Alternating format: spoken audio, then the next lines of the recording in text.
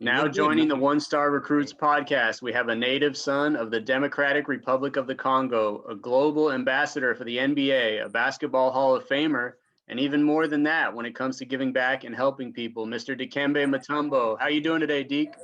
I'm doing good, man. Thanks for having me at the One Star show, man. Of course. And, we're on a Zoom with you right now, so you're looking at us, and I'm sure you don't have any questions as to why we call ourselves the One Star Recruits, man. I'm not even 6 feet tall. I just want to know, because I was not a one-star recruit. What you call yourself a one-star recruit for? Yeah, that's a newsflash. You were like a 0-star recruit. You weren't even recruited to Georgetown for basketball, right? How'd you wind up there? You know what? I was lucky and fortunate enough to get a scholarship from the U.S. government to come in and go to school in America. Then I chose Georgetown University because they did have the best medical school program, and I want to go and study medicine and becoming a doctor one day. As they say, I might have not accomplished my dream that I have in a life, but I'm living my dream because I went in to build a 300-bed hospital in a cost of $30 million, which have served more than 600,000 women and children. So I'm kind of fulfilling the dream that I did have since I was 9 years old as a child, that one day I want to serve the humanity. So everything working according to God's plan, man. That's great stuff. And, it did kind of start at Georgetown. And you're 7'2" tall. And we had another member of the 7-foot club on a few weeks ago, George Murasan. Oh, no, he's bigger than me. He's way much bigger than me. He's got a few inches on you, but his oldest son just graduated from Georgetown, and now his youngest son is starting. I watch him play. He's a great man. Mm-hmm. He played in the leadership of Patrick Ewing. He's not a great mentor of mine. And I was very happy for him to have an opportunity to go to Georgetown University. Where my son will be going there next year, so he's going to be following the same footsteps. Yeah, how cool is that your son is going to play with George's son, who you played against in the NBA, and now they'll be teammates? That's crazy. Yes, it's a dream, man.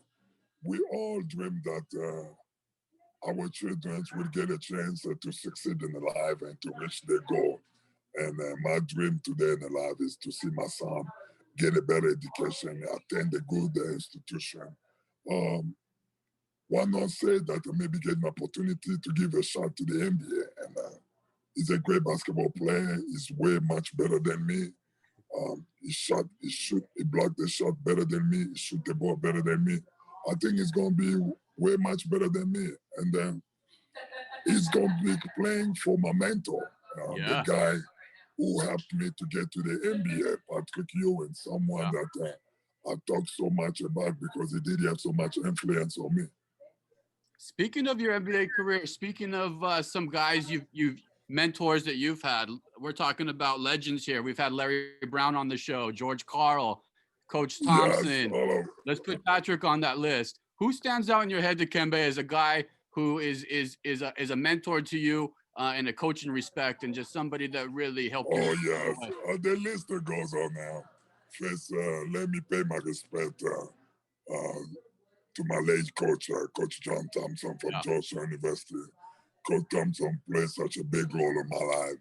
He was my father. I call him because he did everything like a father can do for any child. He was my mentor. He was my leader. He was my coach. We call him Pop. I have so much, man. I can't talk to you much about him because it have not been more than 3 months since we lost him. So I'm still having tears in my eyes. I left this earth because in March 5th or 6th, I took my son to visit Georgetown University. And I didn't know that was going to be the last time that I get a chance to sit down with Coach for more than 2 days. I spent 2 days with him, talking to him, and we laughed so much. We talk about life. And one thing I want to share with you guys, he looked at me on my face. I don't know what was going on. And he said, son, I just want to tell you that I love you so much. I said, Coach, I know you've been telling that since I played for you. He said, no. What you're doing in the life I said, Coach, what am I doing? He said, son, how many people have coached? You have gone out and spent more than $30 million for their money and build a hospital and treating people. And you doing that for the people that you don't know. I said, Coach, I'm fulfilling God's dream. And he said, that's why I love you. And I didn't know that he was leaving such a beautiful message to me before he left us. You know, and Coach Dikembe, one of the things that I always see that you quote is a Central African proverb that you live by a lot. It says, when you take the elevator up to reach the top, don't forget to send it back down so someone else can take it to the top. And this is your way of sending the elevator back down. Why is it so important to you to do everything you're doing to helping others there? I think a lot got to do with my parents. I thank my dad so much and my mother, who are no longer with us, and the role that they play in my life, they play in my family. My mom was a housewife, but she made sure that he kept all of his 10 children straight, make sure we don't get into trouble, make sure we go to school. My dad, who was a school educator for more than 37 years, didn't make a lot of money, but he stressed the value of the education to his children to make sure that we succeed. Those are the values that I took so much, and being raised in the house with cousins and uncles and aunties, know that giving back was a lot.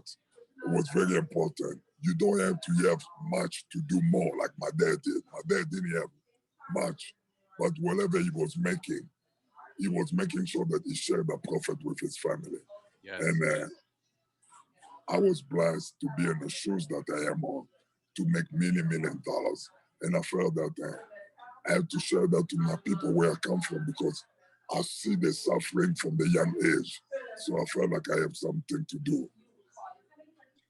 You know, it's Dikembe, you're an amazing man. Just to spend a little bit of time with you and what you're doing and sharing with our listeners, we feel very grateful. I'm going to lighten it up a little bit, though, for you. Behind me, you'll see a couple of jerseys. Some of my favorite. Yeah, I don't see 55 there. What's going on with that? I need to get a 55. That's what I was going to ask you about. That's I'm thinking about getting. Man. My favorites are the Denver. I like the Denver jersey of the city. Oh. He gave you the finger wag there. Let me ask you this, though. Let me ask you this, Dikembe. What was your favorite uniform that you just loved putting on that felt really good? You wore some really cool ones. And I'll tell you what, the favorite uniform for me, if you ask me today, I would say to have an opportunity to put the Hall of Fame jersey. Yes. Oh, man. I knew that I fulfilled my dream. There's not so many guys who would play in the NBA as long as I did and going to be inducted to the Basketball Hall of Fame, where your jersey will be hanging up in a museum for the rest of your life. And I think I fulfilled every dream that every child will have, any basketball player. Especially for someone who didn't play basketball in high school, nobody who didn't have even a basketball shoes to play basketball with first at the beginning. So I think, I feel that I'm blessed, man. And Coach Thompson plays such a big role for me to get where I am, because he told me one thing, that son, is not about where you come from. It's about where you want to be tomorrow. Yes. And all you have to do is just have a great work ethic, work hard. Everything will pay for. And I think I fulfilled that. All right. Dikembe, I know you got to run here, but we end every episode with a quick hitter segment where I just ask you a few questions based around a specific theme. For this one, I want to do just a fun facts about Dikembe one with about 3 or 4 questions. Does that work? Yes, go ahead. Okay, so number one, you wear a size 22 shoe. There aren't that many people in the world with feet that big. You get those at Foot Locker? Where are you getting your shoes? Oh, no, I think I was fortunate enough to sign a good deal with Adidas. Nice. When I came to the league, and they made 1,000 shoes on Dikembe Mutombo, so I never got a chance to go buy no shoes, But when it comes to dressing shoes, I'll tell you the truth. There's a wonderful store here in Atlanta where all of the guys in the NBA get their shoes from. It's called Friedman Shoes, and every couple of months I always go there and store myself a couple of shoes. They make shoes all the way to size 24, so I don't feel bad about it. Yeah. That place is legendary. We'll put that in the show notes for everybody. Yes.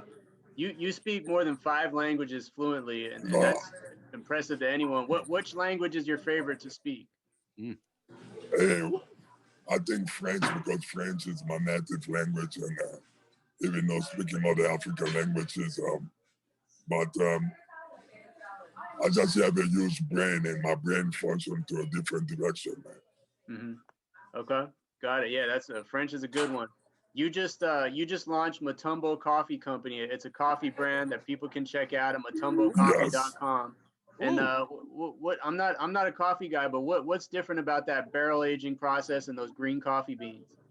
Hey, you know what? Being a coffee lover like me, and I felt that the time you have come to my life, my time, and my celebrated statue, uh, to see I can share with my fans and my supporters and those people who love me, and something that I'm very passionate in. I love drinking coffee, and I want the people to have a chance to taste the same coffee that I love.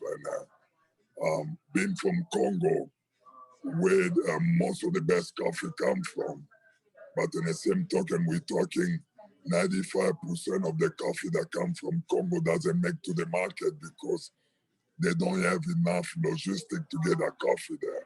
And I felt that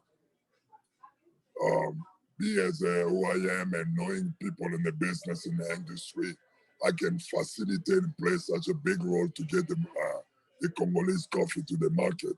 And I want the world to know where I come from and when the place that made me to be Dikembe Mutombo that I am today can offer to the world. And I'm so happy to see that happening. Mhm. Speaking of where you come from, I'm gonna hit you. Last thing here, I'm gonna hit you with some numbers. And when you were born in 1966, the average life expectancy in the Congo was 42, and last year it was up to 64. Now I know there's a lot more going on there, and it isn't perfect over there yet, but I have to believe that you've had something to do with that progress. So just a big kudos to you again for everything you're doing to help the citizens over there and all over the world. And we need more people like you out there, Dikembe. Hey, I think we all are put in this world to play some part to the humanity. And our life that we live in is about what can you fulfill while you're here? How much difference can you make? And I think every day as I wake up, I'm trying to see how many more people can I reach out? How many more poor people can I lift up from the poverty? You know, as you recitate my proverb that when you take the elevator to go up, are you sending the same elevator down because there are the people down there who are waiting to take the same elevator that you took in their life? And I think the elevator means the blessing that God poured on you, the blessing that God gave on you. And what are you doing to bless others? You know, I get a bit emotional preaching that I come from a family of preacher. You know, Christianity play a lot of role in my life, and I just want to fulfill my dream. I feel much happy when I see other people smiling and know that they're okay. And I want a life in the Congo to change. People in the Congo have suffered so long, and time have come for the world to get better. Thank you, Dikembe. Hey, you can keep preaching anytime on One Star Recruits. Keep preaching to the world. Remember to check out www.mutombocoffee.com. Where else can people find you, Dikembe, if they want to learn about what you're doing in the Congo and anything else? They can visit my foundation at www.dmf.org, or they can go to my Instagram, follow me every day to D like a David, the official Mutombo, where I spread the word of gospel and the word of humanity. How can we get the world a better place? Yes, sir. We'll put it all in the show notes. Can you just sign off for us, Dikembe, and let everybody know this is I Dikembe can't sign Mutombo? up yet until you put the Mutombo jersey behind you, man. I'm gonna have to get with your people. I might have to get the a Congo jersey from my collection. I might get a unique one. I tell you what, I'm not coming back to your show next time until there's a Mutombo jersey behind you, man. I'll Let's send do you it. the Denver Nugget one. How about that? Consider it done. It's gonna happen, my man. Thank you for being on the pod, sir. No, not today. Thanks, Thank you, Dikembe. man. Thanks, Dikembe. We love you, man. Take care. Thank you, love you too, guys. Bye-bye. Take care.